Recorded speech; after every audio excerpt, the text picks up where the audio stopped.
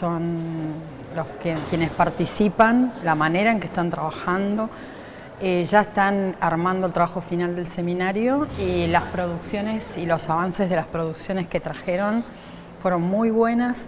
Se apropiaron bien del material bibliográfico, leyeron mucho, trajeron material complementario e incluso la mejor sorpresa de estos días fue que hay muchos que llevaron propuestas nuevas a sus propias materias y en sus propias aulas, a partir de las reflexiones que vienen haciendo en la carrera. Bien. Llevaron propuestas a sus cátedras y las empezaron a implementar. Y eso realmente no es habitual. O sea, da cuenta de que hay una idea en el armado de esta especialización que está produciendo impacto. Hay un trabajo y una reflexión sobre las propias prácticas, porque si no esto no sucede. Y tampoco sucede tan pronto. Ellos cursaron muy pocos seminarios. Entonces van ellos haciendo cierres y haciendo asociaciones que es maravilloso. Bueno, ellos tienen, la segunda corte tiene un poco el espejo de la movilidad que generó la primera corte, que ya fue todo un tema de impacto institucional, con sus trabajos que ya están circulando, con la propia instalación de estos otros debates en la docencia universitaria, que fue un hito, digamos, en la historia de la institución que realmente ya celebramos por lo menos el año pasado. Luego de 25 años se volvió a reeditar la especialización. ¿Cómo ves este fenómeno de la formación docente en el país y especialmente en la universidad en la que estás, que es una universidad joven, digamos? Es una universidad muy joven, tiene 6 años, es joven. muy joven. Yo creo que la apertura de nuevas universidades y de nuevos espacios está dando cuenta de la necesidad de formación pedagógica en los docentes, donde hay que sí o sí implementar otras estrategias. Y estas nuevas universidades pusieron el énfasis en la enseñanza. Cuando vos decís estudiantes no tradicionales, ¿a qué te referís?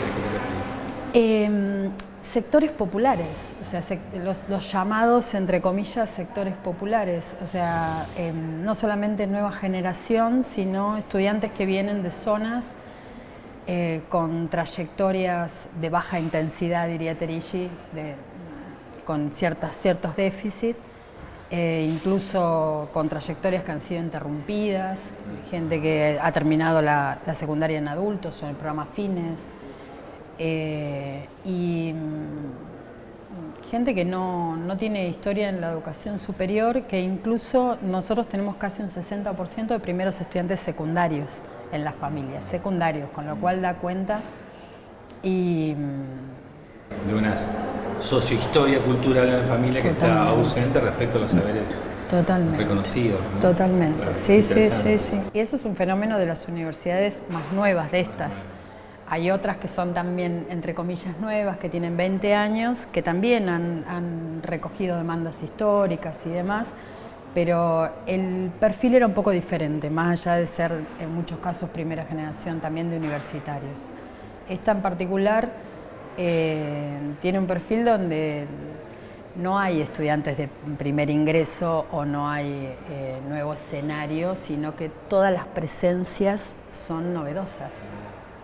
Eso cambia todo el paradigma de estrategias inclusivas e incluso el paradigma de la idea de extensión, porque los estudiantes de nuestra universidad son los tradicionales destinatarios de los proyectos de extensión de las universidades.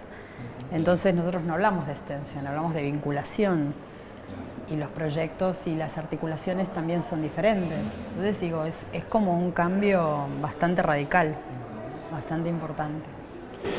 Nosotros estamos próximos en mayo de cumplir 41 años de una historia universitaria que viste que es como muy particular, tensionante, que tiene muchas aristas, al punto que todavía no hemos logrado consensuar en definitiva nos toca trabajar desde lo audiovisual una pieza que mínimamente refleje, siguen apareciendo voces y testimonios que no estaban.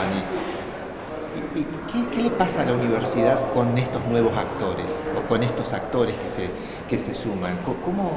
¿La universidad se abre en su generosidad o sigue habiendo, tal cual lo demuestra un poco nuestra propia historia, esa cosa ahí de cómo pasa eso? Es una tensión grande. Yo recalco, por ejemplo, estos espacios. Estos espacios hace años atrás eran impensados. Ahora hay cierta proliferación.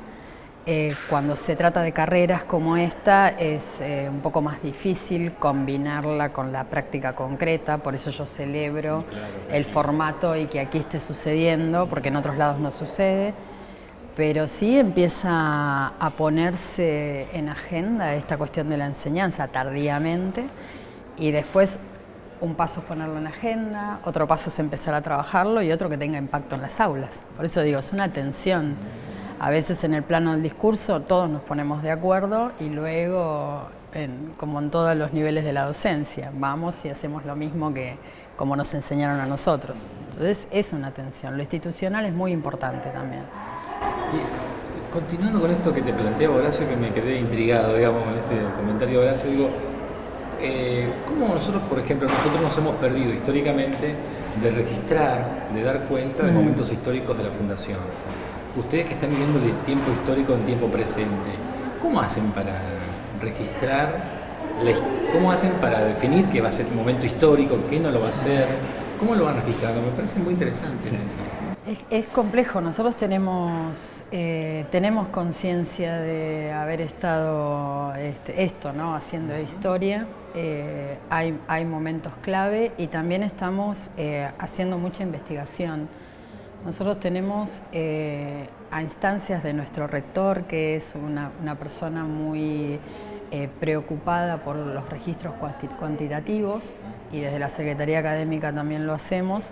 Tenemos por un lado mucho registro y tenemos, como decimos, unas estadísticas abiertas que también se proveen a los proyectos de investigación, y venimos haciendo investigación en torno a determinados procesos, por ejemplo, de la implementación de determinados diseños curriculares en línea con esto de mejorar la enseñanza, en relación a los modelos de enseñanza, las trayectorias.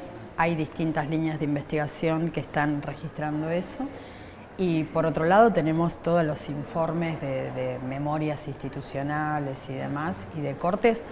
Y además está lo reglamentario también. Nosotros fuimos implementando las reglamentaciones, ¿no? La normalización.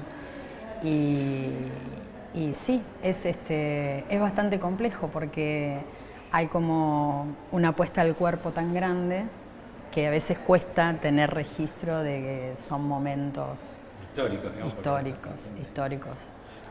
Y en ese marco, si vos tuvieras que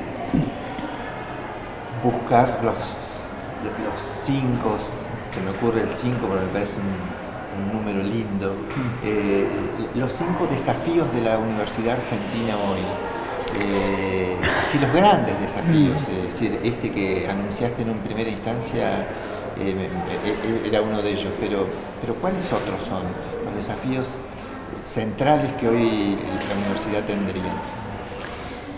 Y son varios temas. Si lo tuviera tan resuelto en mi cabeza, Habría un libro. Sí, o varios. No, yo creo que esto de correr, pensar los dispositivos, o sea, el gran desafío, yo creo que, como así pensándolo como en algo general, en un paraguas, es convertir a la universidad en una institución educativa inclusiva. No vamos a ampliar demasiado la idea de inclusión, sino que sea habilitación de oportunidad para cualquier persona que quiera circular y que además forme parte de un plan más general, de una política pública más general. Hablando de las universidades nuevas, por ejemplo, que tienen mucha ligación con lo territorial. Hoy se discutió mucho en el seminario, porque uno de los trabajos tiene que ver con eso, con la ligación con el mundo del trabajo y el mundo económico. Ese es otro desafío que tiene la universidad.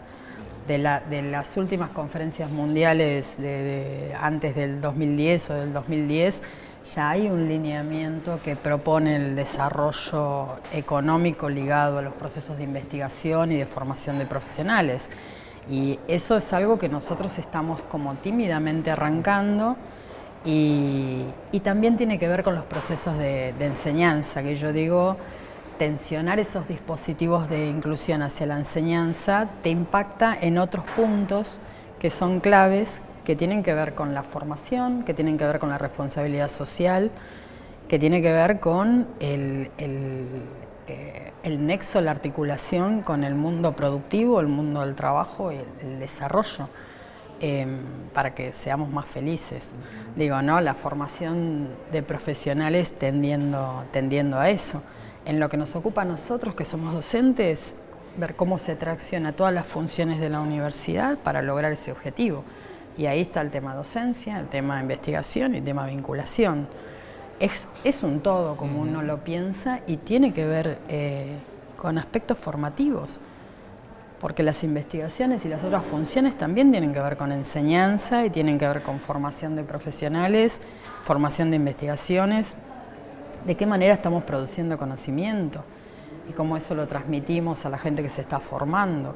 Creo que ese sería como como yo lo veo, como un eje grande, principal, y no perder también el objetivo, ¿no? de mejorar la calidad de las personas, porque si no las universidades vuelven a ser islas donde pasan cosas y se producen cosas endogámicas que no tienen ningún impacto en la vida de las personas, y seguimos reproduciendo, formando en esa línea profesionales. Digo, es insostenible el esquema tradicional si lo pensamos.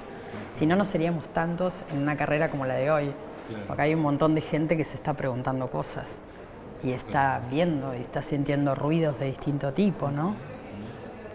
O sea que vos ves una dificultad en relación a las viejas y tradicionales formas de enseñar por un lado y de las profesiones más reconocidas por otro, ¿no? Sí. Nosotros nos pasa, en nuestra universidad nos pasa que tienen fuerte demanda, pero cada vez que la universidad abre una nueva oferta, tenemos una fuerte inscripción.